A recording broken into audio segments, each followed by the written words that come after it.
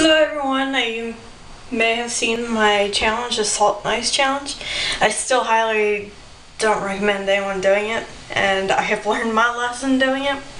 The first day it stayed about red, and just looked normal and thinking it will go down, and then the next day it looked like a bruise. But by the night I itched it and my skin peeled off. I'm trying to remove my band-aid. So it can really harm you.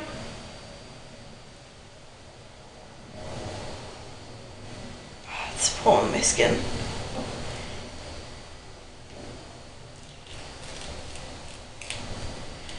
I just want everyone to see that's what can happen. It actually is bleeding. I'm just hoping it just heals. It's the first time seeing it. It's really gross. So yeah, I'll put a graphic thing on the beginning of this. So if anyone is queasy.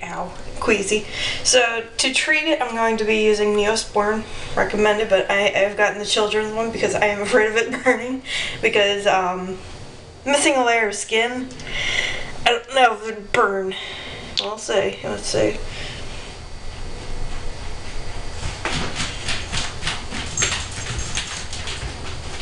It says it's cuts, scrapes, and burns. I'm assuming it's a burn. Ew, it's still bleeding. It's like just profusely bleeding. So I'm going to use about like that much.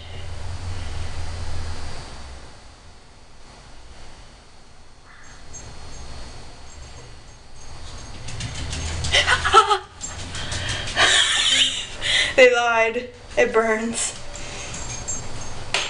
So, because it hurt, I'm going to leave it like that. I got a cute... It hurts worse than doing the ice challenge, okay, people? It's not worth it.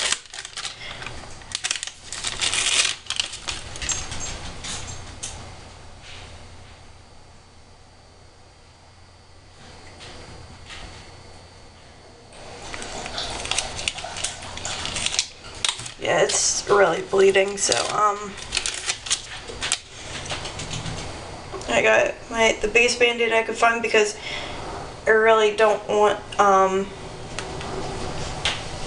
anything to be able to catch on it. Also be able to, it's secure, and if I take it, when I take it off, it's not pulling the skin like the last time I just took the band-aid off, it pulled it.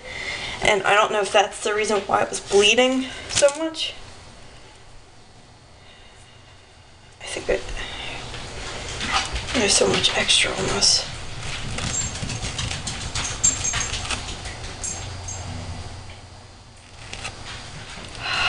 Burns like a fucker. That's better. So there's my bandage, and then I bought a wrap for it. To keep hearing their feet. This is just so if the bandage does start to peel off, that it's not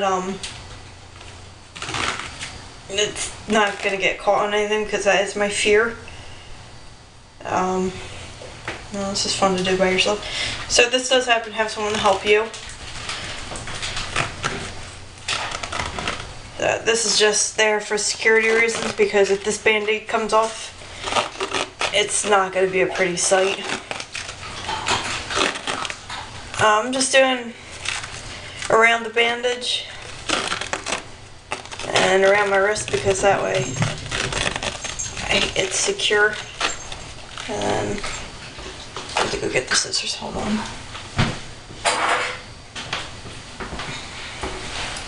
And just cut off the extra, because I did buy the one that sticks to itself. And actually I had decent scissors.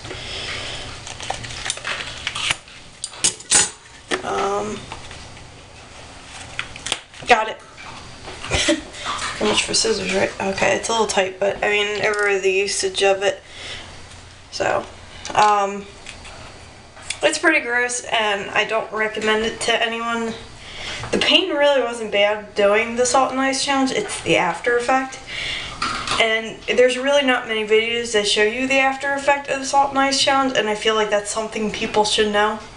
it definitely is something that hurts really bad. And can't really handle pain. I have tattoos and all, but when your skin's half missing and it just bleeding isn't good. So I'll have to go online and figure out something else to put on it because this burns. And I put Vaseline on it the first night, but I might just have to stick to Vaseline. But I hope everyone learns not to do this challenge. Next time I do a challenge, it'll probably just be a food challenge or something that's not going to be something that takes a toll on my body. So for everyone out there that's thinking about doing the salt and ice challenge, I really highly suggest that you don't. I watch the YouTube videos all the time, saying, do the video or do the challenge, and no one seemed to be getting that injured. Like, they took it off, but I had kept mine on for 6 minutes, and I thought, go over and get rid of it overnight because I had done it on this hand, and as you can tell, it's not there anymore. But I'm gonna have this probably for the next couple of weeks, probably a week and a half, and starting class and summer classes, I can't really write with it. I can't really do anything with this hand. So if you're gonna do it, which I suggest you don't, do it on the opposite hand that you don't use. So, all right, bye with my hurt hand. Please don't do it.